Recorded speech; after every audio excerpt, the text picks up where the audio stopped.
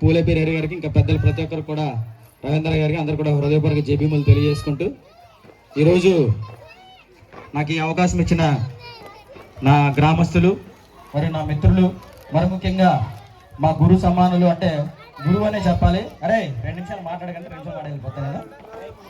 నా గురు సమానులు అంటే ఆయన చూసి పెరిగామన్నమాట మేము. ఆయన పెట్టిన స్కిట్లు కానీ, ఆయన చేసిన అంబేద్కర్ గారి ఆలోచన ద్వారా ఆయన దగ్గర చదువుకుని వాళ్ళని చూసి మేము ఇన్స్పైర్ అయ్యి ఈరోజు ఈ స్టేజ్ల మీద మాట్లాడుతున్నాం. అలాంటి వ్యక్తి సాయిరాజ్ మాస్టరు. ఆయనకి నా హృదయపూర్వక కృతజ్ఞతలు తెలియజేసుకుంటూ యూత్ అందరూ కూడా జైబీములు తెలియజేసుకుంటున్నాం. రే 2 నిమిషాలు మీరు సైలెంట్గా ఉండండి, మీ గురించే మాట్లాడతాం. ఎందుకంటే మేము చదువుకోక ఈరోజు పరిస్థితులు వేరేలా ఉన్నాయి. ఈరోజు మీరందరూ ఏంటంటే ఆయన్ని తెలుసుకోవాల్సిన అవసరం చాలా ఉంది. కాబట్టి మీ అందరూ కూడా శ్రద్ధగా వినాలని చెప్పేసి 2 నిమిషాలు తెలియజేస్తూ, ఈరోజు ప్రపంచ మేధావి, దళితుల ఆశాజ్యోతి, ఈ ప్రపంచంలో ఎక్కడికి వెళ్ళినా సరే నేనున్నానని చెప్పి వెలుగొందుతూ ఈరోజు భారతదేశంలో నివసిస్తున్న ప్రతి ఒక్కళ్ళు కూడా సమాన హక్కులు కల్పించి మనకు దశ దిశ నిర్దేశం చేసి ఈరోజు మనకు కూడా ఆయన చనిపోయి కూడా 135 సంవత్సరాల తర్వాత కూడా మనకు నేనున్నానని దమ్ముగా నిలబడిన ఒక వ్యక్తి డాక్టర్ బాబాసాహెబ్ అంబేద్కర్. జై భీమ్. ఈరోజు బాబాసాహెబ్ అంబేద్కర్ అనే వ్యక్తి ఆయన పుట్టకపోయి ఉంటే ఈరోజు మనం ఇలా రోడ్ల మీద పెట్టుకుని భోజనాలు చేసే పరిస్థితి మనకు ఉండేదా మిత్రులు అని చెప్పేసి మీరు అందరూ గమనించాల్సిన అవసరం ఉంది. ఈరోజు ఆయన పుట్టకపోయి ఉంటే మన పిల్లలు కాన్వెంట్లో చదువుకున్న వాళ్ళ నేను మిమ్మల్ని అడుగుతున్నాను మిత్రులు. మన పిల్లలు ఈరోజు ఫారెన్కి వెళ్ళి చదువుకునే పరిస్థితులు ఉన్నాయా అని మిమ్మల్ని అడుగుతున్నా. ఈరోజు మనం మంచి బట్ట కట్టుకునే పరిస్థితులు ఉన్నాయా అని చెప్పేసి మిమ్మల్ని అడుగుతున్నా. ఈరోజు మనం మంచి బట్ట కట్టుకుని మంచి స్కూల్లో చదువుతూ ఈరోజు మంచి ఉద్యోగాలు చేస్తూ ఈరోజు మనం బతుకుతున్నంటే కేవలం డాక్టర్ బాబాసాహెబ్ అంబేద్కర్ మాత్రమే. జై భీమ్. ఈరోజు చాలా మంది నేను ఆడు తాలూకా, నేను ఈడు తాలూకా, నేను ఆడు వ్యవహారం చెప్తాడు. కానీ మనం కొన్న ఒక్కడు మన ఎవరి తాలూకా అని చెప్పాలా? డాక్టర్ బాబాసాహెబ్ అంబేద్కర్. ఎందుకంటే మన బలుపు అయినా, మన గర్వం అయినా, మన అధికారం అయినా, మన డబ్బు అయినా, మనకున్న విలువ కూడా బాబాసాహెబ్ అంబేద్కర్. ఎందుకంటే బాబాసాహెబ్ అంబేద్కర్ అనే వ్యక్తి లేకపోతే కనీసం మనం ఇక్కడ గడ్డి పరక కన్నా హీనంగా ఉన్న పరిస్థితి. అంటే గతంలో ఒక దూడకి కటింగ్ చేయడానికి ఇష్టపడ్డాడు కానీ ఒక దళితుడికి కటింగ్ చేయని పరిస్థితుల్లో ఈరోజు మనం లక్షల కార్లు వేసుకుని వేలు పెట్టి బంగారం పెట్టుకుని లక్షల డ్రెస్లు వేసి ఈరోజు తిరుగుతున్నాం అంటే కేవలం ఒక మహానీయుడి దయ, కేవలం బాబాసాహెబ్ అంబేద్కర్. ఈరోజు మనం చాలా గట్టి పరిస్థితుల్లో ఉన్నాం. ఇందాక పెద్ద ఆయన రమేష్ అని చెప్పారు. ఈరోజు అలాంటి నాయకులు పుట్టబట్టే ఈరోజు వాళ్ళు చెప్పబట్టే ఈరోజు మన జాతిని కాపాడుకునే పరిస్థితి కొంచెమైనా ఉంది. గతంలో వాళ్ళు చేసిన పోరాటాల వల్లే ఈరోజు మనం హక్కులు కొన్ని అనుభవించగలుగుతున్నాం. కానీ ఇప్పుడు చూస్తున్న యూత్ని చూస్తే సినిమాలు, షికార్లు, ఆడెవరిదో ఫోటో వేసుకుని రఫా ఆడిచ్చేస్తాను. ఒకడు ఆడెవరిదో ఫోటో వేసేసుకుని ఆడతాను కానీ నేను, ఇంకోటి ఎవరిదో ఫోటో వేసుకుని మేము ఆడి ఫ్యాన్స్ పుష్ప అని ఒకడు చెప్తున్నారు. ఈరోజు మనకెవడైనా హీరో ఉన్నాడంటే, మనకెవడన్నా నిలబడి ఉన్నాడంటే ఆయన ఒక్కడే బాబాసాహెబ్ అంబేద్కర్.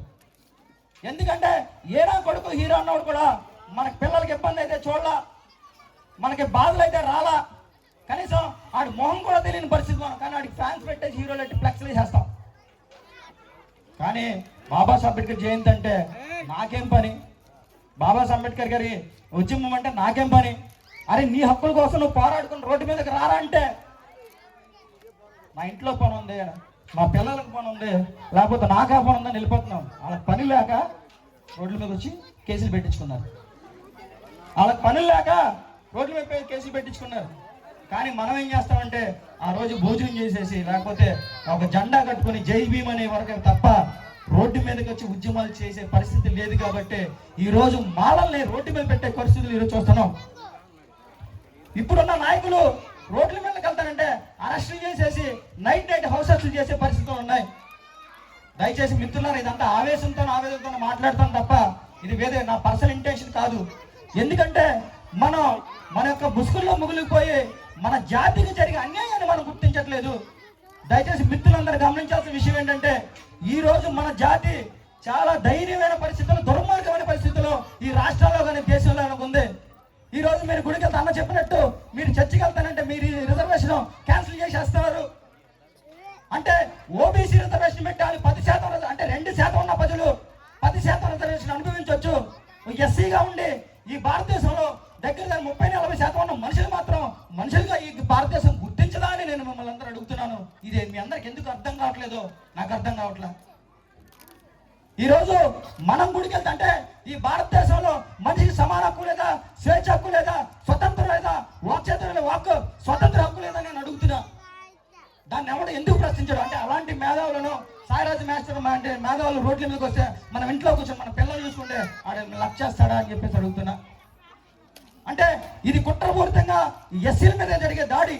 ఒక బీసీ క్రిస్టియన్ అయితే వాడు కులం మారదు, ఒక బ్రాహ్మణుడు క్రిస్టియన్ మారితే కులం మారదు, ఒక రెడ్డి మారితే మారదు, ఒక ఓసీ మారితే మారదు. కానీ ఒక దళితుడు, ఒక ఎస్సీ అతను గుడికి వెళ్తే తనకున్న హక్కులు పోతాయి. ఆ మిత్రులను మిమ్మల్ని అడుగుతున్నా, దీని గురించి మనం ఎందుకు గలవెత్తట్లేదని మిమ్మల్ని అడుగుతున్నా.